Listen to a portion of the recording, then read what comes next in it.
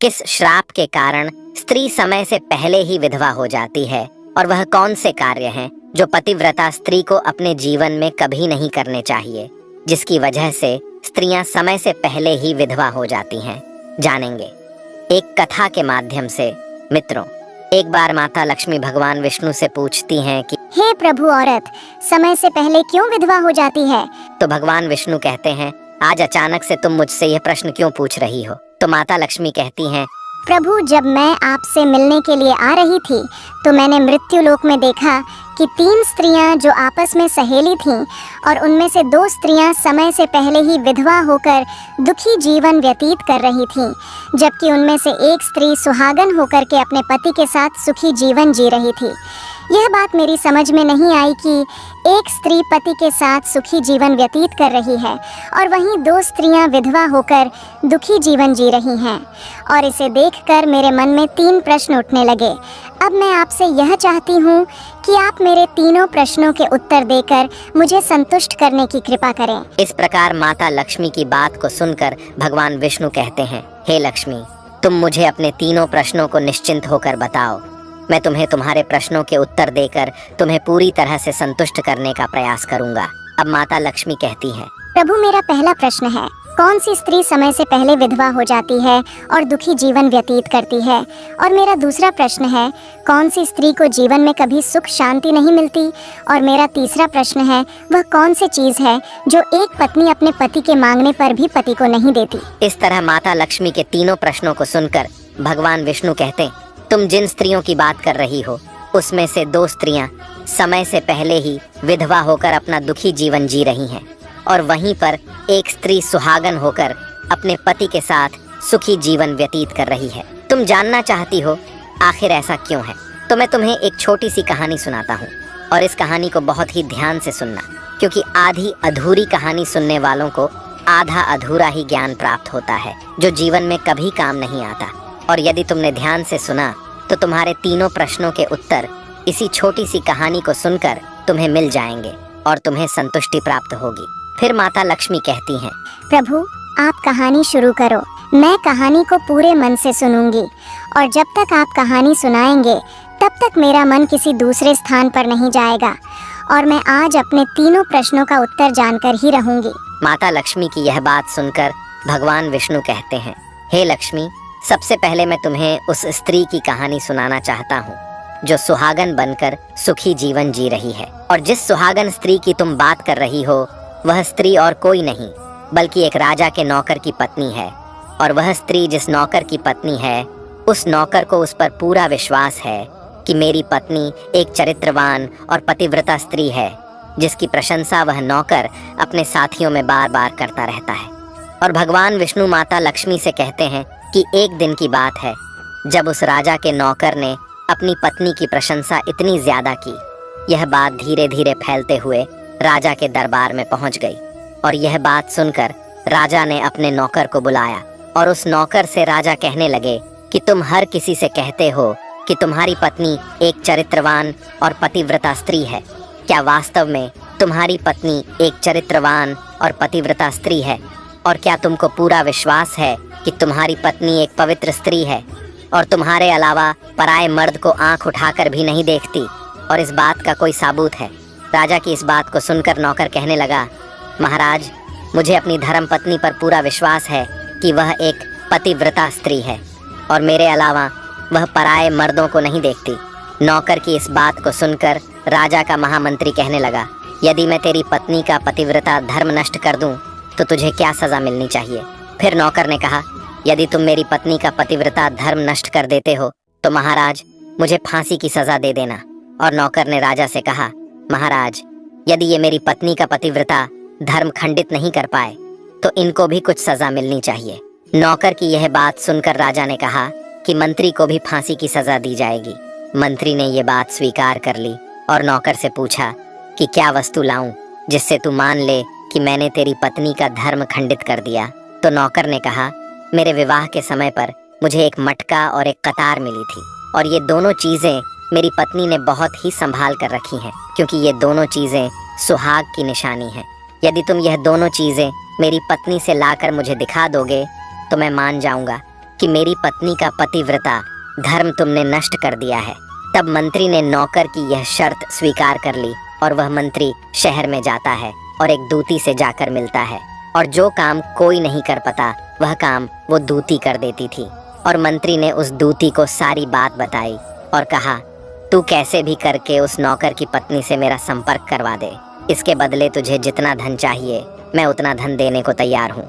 इस तरह मंत्री की बात सुनकर दूती कहने लगी, मंत्री, तुम जिस औरत के बारे में बात कर रहे हो वो औरत पूरी तरह से पतिव्रता है, और वो किसी के बहलाने फुसलाने से तुमको मटका और कतार नहीं देगी, और वो तेरी ओर थूकेगी भी नहीं, और उसके परिवार के व्यक्ति बहुत खूंखार है जो तेरी खाल उतार लेंगे। ये बात सुनकर मंत्री कहने लगा, यदि तू मेरा उससे संपर्क नहीं करवा सकती है तो एक काम कर दे, उसके घर जाकर उसका मटका और कतार चुराकर मुझे दे दे, और उसकी पत्नी के गुप्तांग के पास यदि कोई निशानी हो तो वह निशानी मुझे देखकर बता दे। फिर मैं तुझे मुंह मांगा इनाम दूंगा। तुझे जितना धन चाहिए उतना धन मैं दूंगा। बस तू मेरा यह काम कर दे। मंत्री की ये बात सुनकर दूती धन के लालच में आ गई और उसने कहा, ठीक है, मैं तुम्हारा काम अवश्य करूंगी, लेकिन मुझे मुंह मांगा धन देना पड़ेगा। मंत्री ने कहा, ठीक है। और फिर दूती नौकर के घर जाती है और नौकर की पत्नी से जाकर बोलता है, बेटी, मैं तेरी पति की मौसी हूँ, मैं कई सालों के बाद आई हूँ। फिर उस नौकर की पत्नी ने कहा, आप इतने सालों बाद आई हैं, इसीलिए मैंने आपको पहले कभी देखा नहीं, इसलिए मैं आपको पहचान नहीं पाई। और इस प्रकार वो दूती उस नौकर के घर में मौसी बनकर घुस गई, और नौकर की पत्नी ने दूती को मौसी समझकर बहुत सम्मान दिया, मगर उसे नहीं पता था कि यह एक दूती है और उसके साथ छल करने आई है। और वह दूती उस पतिव्रता स्त्री के साथ में 2 दिन तक रुकी, और जिस समय वह स्त्री स्नान करने लगी तो दूती ने उठकर उस स्त्री की कमर रगड़ने लगी। उस पतिव्रता स्त्री ने बहुत मना किया, फिर भी वह दूती नहीं मानी और कहने लगी, तुम मुझे अपनी बेटी से भी ज्यादा प्यारी लगती हो, तो मना मत करो। काफी दिनों के बाद में मेरी और तुम्हारी मुलाकात पहली बार हुई है। और ऐसा कहकर वह दूती मुख पर हाथ फिराने लगी। फिर आंखों को धुलने के बहाने से उस पतिव्रता स्त्री की आंखों में पानी मार दिया और उस स्त्री की आंखें बंद हो गईं। और इस तरह गुप्तांग के पास में जांघ पर एक तिल था जो दूती ने देख लिया और उसका काम बन गया। और जब स्नान करने के बाद में नौकर की पत्नी रसोई में खाना बनाने लगी तो दूती को मटका और कतार चुराने का मौका मिल गया, और उसने मटका और कतार चुरा लिया और वहां से ये दोनों चीजें चुराकर भाग गईं और सीधा जाकर मंत्री के पास पहुंची और उस मंत्री को मटका और कतार दे दिया, और उस नौकर की पत्नी के जांघ पर तिल की निशानी है ये भी बता दिया। और मंत्री मटका और कतार लेकर सीधा राजा के दरबार में जा पहुंचा और राजा से कहा, महाराज, मैं नौकर की पत्नी के साथ 2 दिन रहकर आया हूँ और ये मटका और कतार उसी ने मुझे दिया है। इस तरह मंत्री की ये बात सुनकर राजा ने दरबार लगाया और नौकर को बुलाया और मंत्री से सभा में मटका और कतार नौकर को दिखाने के लिए कहा, जो दूती उस नौकर के घर से चुरा कर लाई थी और मंत्री को दिया था। फिर राजा के कहने पर मंत्री ने उस नौकर को मटका और कतार दिखाया और उसकी पत्नी की जांघ पर तिल है ये भी बताया। मंत्री की ये बात सुनकर नौकर मान गया कि वास्तव में आज मेरी पत्नी ने अपना पतिव्रता धर्म पूरी तरह से नष्ट कर लिया है, और नौकर का अपनी पत्नी से विश्वास उठ गया। फिर राजा ने शर्त के मुताबिक नौकर को फांसी की सजा सुनाई और 15 दिन बाद फांसी देने का आदेश दिया और कहा कि नौकर को 15 दिन के बाद फांसी पर चढ़ाया जाएगा। और फिर नौकर से उसकी अंतिम इच्छा पूछी गई और नौकर ने कहा कि मेरी अंतिम इच्छा ये है कि मैं आखिरी बार अपनी पत्नी से मिलना चाहता हूँ। और इस तरह राजा ने नौकर को आज्ञा दी कि तुम अपनी पत्नी से मिल सकते हो। फिर नौकर अपने घर गया और अपनी पत्नी से कहने लगा कि तुमने मेरे साथ बहुत बड़ा विश्वासघात किया। मैंने तुम पर विश्वास करके राजा के सामने मंत्री से ऐसी शर्त लगाई थी और राजा के दरबार में मैंने कहा था कि मेरी पत्नी एक चरित्रवान और पतिव्रता स्त्री है और उसके पतिव्रता धर्म को कोई नष्ट नहीं कर सकता। यदि कोई नष्ट कर देगा तो मुझे फांसी लगा देना, और तुमने पतिव्रता धर्म नष्ट कर दिया।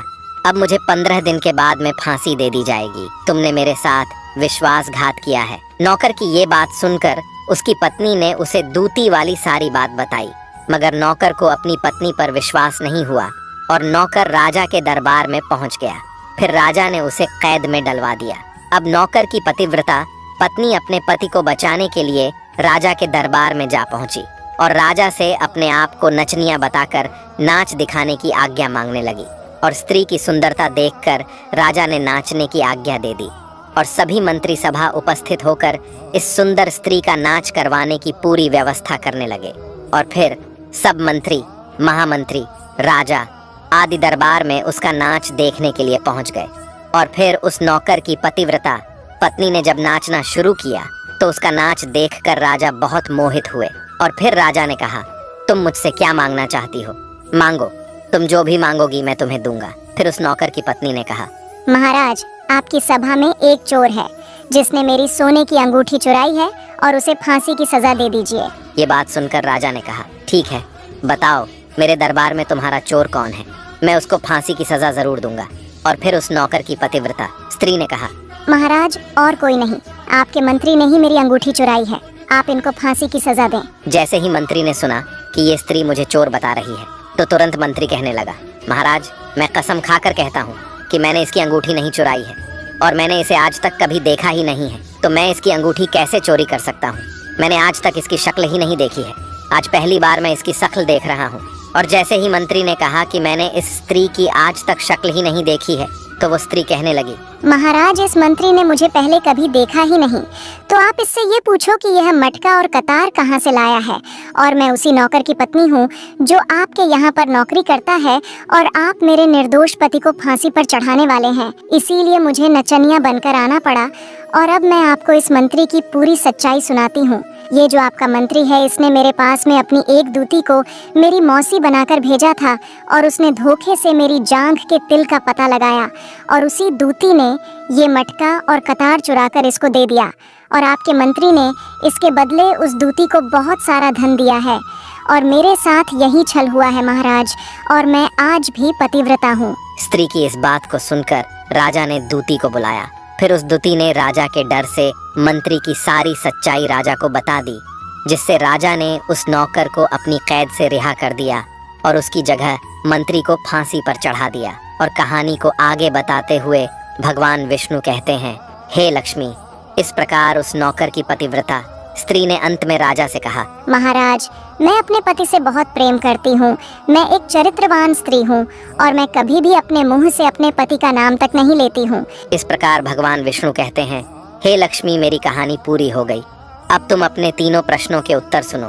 तुम्हारा पहला प्रश्न था, कौन सी स्त्री समय से पहले विधवा हो जाती है?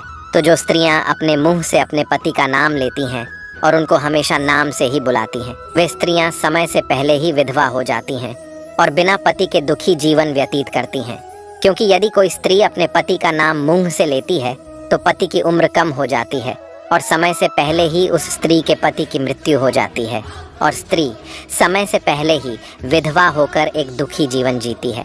और तुम्हारा दूसरा प्रश्न था, कौन सी स्त्री को जीवन में कभी सुख नहीं मिलता है और वो पति के होते हुए भी सदा दुखी जीवन जीती है? तो समझ लो, जो स्त्रियां अपने पति की बिना अनुमति लिए किसी तीर्थ स्थान या उत्सव में जाती हैं, वो कभी सुखी जीवन नहीं जी पाती हैं।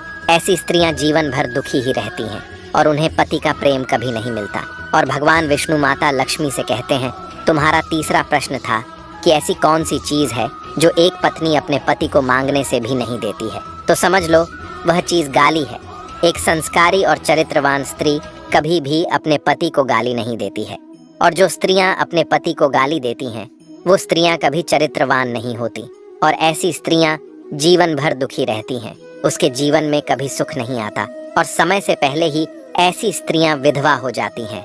और इस प्रकार माता लक्ष्मी कहानी सुनने के बाद में पूरी तरह से अपने तीनों प्रश्नों का उत्तर पाकर संतुष्ट हो जाती हैं और कहती हैं, प्रभु, वास्तव में जो स्त्री चरित्रवान होती है वह कभी दुखी जीवन नहीं जीती है। तो भगवान विष्णु कहते हैं, नहीं, क्योंकि ऐसे घर में लक्ष्मी का सदा वास होता है और वह घर धन दौलत और खुशियों से हमेशा भरपूर बना रहता है और चरित्रवान स्त्रियां हमेशा घर को स्वर्ग बना देती हैं। मित्रों, अगर आपको ये कहानी अच्छी लगी हो तो कमेंट्स में जय श्री विष्णु जरूर लिख देना और वीडियो को लाइक करके चैनल को सब्सक्राइब कर देना। तो बोलो जय माता लक्ष्मी।